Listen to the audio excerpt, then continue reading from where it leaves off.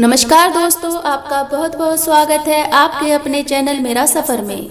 दोस्तों, आज मैं आपको कार्तिक स्नान का महत्म्य और कार्तिक स्नान की व्रत कथा सुना रही हूँ। द्रौपदी की कथा। एक बार द्रौपदी ने सूर्य की बहुत तपस्या की। सूर्य देव ने प्रकट होकर वर मांगने को कहा तो द्रौपदी ने कहा, क्या मांगू? मेरे पास तो आपके प्रताप से सब कुछ ठाट बाट है, मुझे किसी चीज की कोई कमी नहीं है। सूर्य भगवान ने कहा, तब मैं तुम्हें एक अक्षय पात्र देता हूँ, जिससे चाहे जितना और जैसा भोजन प्राप्त कर सकती हो। नहा धोकर सूर्य देव की विनती करके इस पात्र में से भोजन खिलाना, सबको खिलाकर तुम खाना।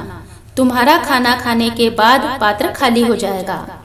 पात्र लेकर द्रौपदी ने रख लिया और यह पात्र पांडवों के वनवास के समय बहुत काम आया। एक बार दुर्वासा ऋषि दुर्योधन के यहाँ अतिथि बनकर भोजन ग्रहण करने के लिए गए। कपटी दुर्योधन ने बहुत आदर सत्कार से ऋषि को भोजन कराया। भोजन के बाद ऋषि ने भोजन की बहुत प्रशंसा की तो कपटी दुर्योधन, जो कि इसी मौके की तलाश में था, बोला, यदि आप द्रौपदी के यहाँ अतिथि बनकर भोजन ग्रहण करने जाएं, तो अन्य सारे भोजन फीके लगने लगेंगे और भोजन मध्याह्न में ग्रहण कीजिएगा। दुर्वासा ऋषि अपने सैकड़ों चेलों के साथ जा पहुंचे द्रौपदी के यहाँ। द्रौपदी भोजन कर चुकी थी। दुर्वासा मुनि ने कहा, हम नदी में स्नान ध्यान करके आते हैं, तुम भोजन तैयार रखना। द्रौपदी परेशान हो गई। घर में अन्न का एक दाना तक नहीं था।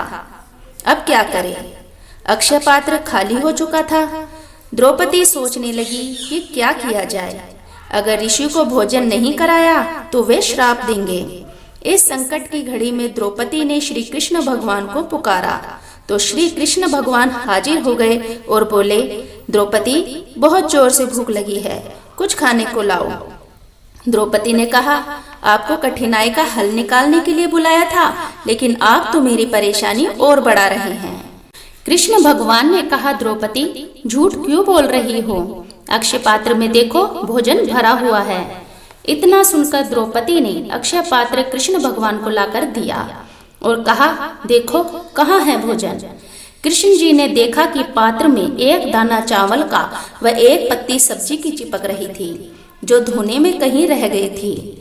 कृष्ण भगवान ने वह एक चावल व सब्जी की पत्ती खाकर पानी पिया तो डकार आ गई। संसार के स्वामी का पेट भरते ही स्नान करके लौट रहे दुर्वासा ऋषि और उनके चेलों को डकार आई। चेलों ने कहा, गुरुजी, हमें तो ऐसा लग रहा है कि हमारा पेट भर गया है। दुर्वासा ऋषि ने भी कहा, मुझे भी ऐसा ही लग रहा है। दुर्वासा ऋषि ने कहा कि अब द्रौपदी के यहाँ भोजन कैसे करेंगे?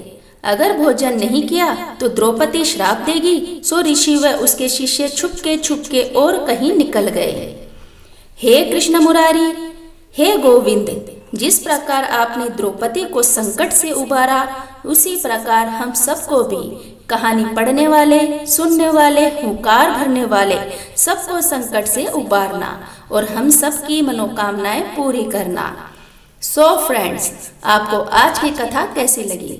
प्लीज़ कमेंट करके अपनी राय अवश्य दीजिए। चैनल पर नए हैं तो प्लीज़ चैनल को सब्सक्राइब कीजिए, बेल आइकन को प्रेस कीजिए, जिससे आपको हमारी आने वाली वीडियो की नोटिफिकेशन सबसे पहले मिल सके। ऐसी ही कथा कहानियाँ सुनने के लिए चैनल के साथ बने रहिए। मिलते हैं नेक्स्ट वीडियो में, तब तक के लिए धन्यवाद।